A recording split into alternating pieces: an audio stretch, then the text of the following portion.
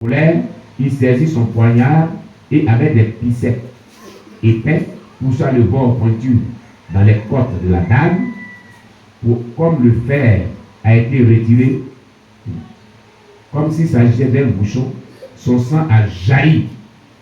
Étant dans le coma, ses cris ont commencé à s'éteindre progressivement alors qu'elle s'enfonçait impuissante dans la flamme de feu.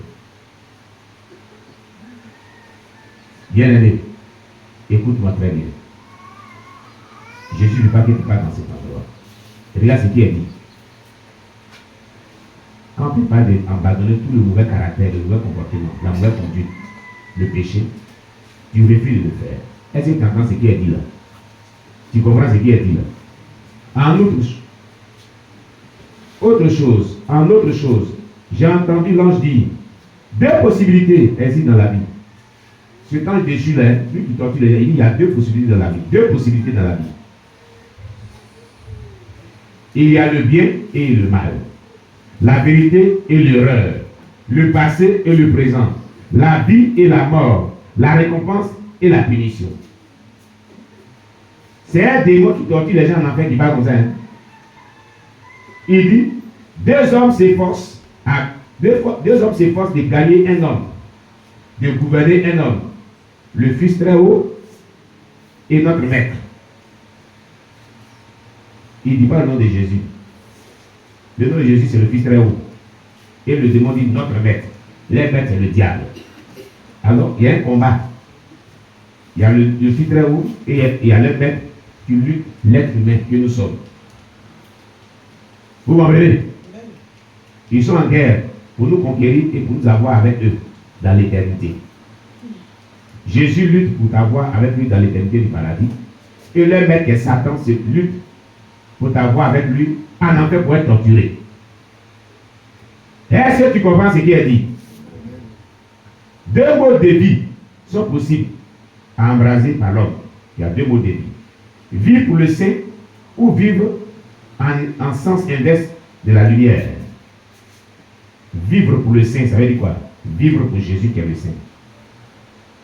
C'est se sanctifier, s'engager dans l'œuvre de Dieu, se consacrer. Livrer sa vie totalement à Jésus-Christ. C'est ça, vivre pour le saint. Ou vivre en sens inverse de la lumière. C'est-à-dire vivre dans les ténèbres. Et ceux qui sont ténébreux, ombrageux, marécageux, boueux, saletés, ils vivent en sens contraire de la lumière.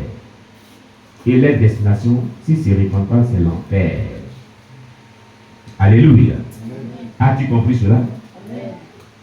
Gloire à Jésus-Christ. Quoi qu'il en soit, aucun homme n'est libre. Aucun fils d'homme est sans pouvoir dominant. C'est-à-dire qu'il n'y a pas un homme qui n'a pas un pouvoir qui domine. Il n'y a pas un homme qui est libre aussi. C'est ce que dit le démon. Mais en Jésus-Christ, quand Jésus t'a franchi, tu es vraiment libre. Car la Bible déclare dans Jean chapitre 8, verset 32, vous connaîtrez la vérité et la vérité vous affranchira. Et le verset 36 de Jean chapitre 8 dit, si donc le Christ vous a franchi, vous serez réellement libre. Donc la vraie liberté se trouve dans la foi en Jésus-Christ, tout en vivant dans la sainteté. Amen. Amen. Donc, il dit que, quoi qu'il en soit, aucun homme n'est libre. C'est-à-dire, un homme sans Jésus n'est pas libre. Aucun fils de l'homme sans pouvoir est sans pouvoir dominant, soit le noir ou l'immaculé. Mais avec nous est la majorité. Vous comprenez? Le démon dit avec nous est la majorité. C'est vrai. Très peu sont ceux qui vont au paradis. On a eu le témoignage d'Abraham Wakoubou.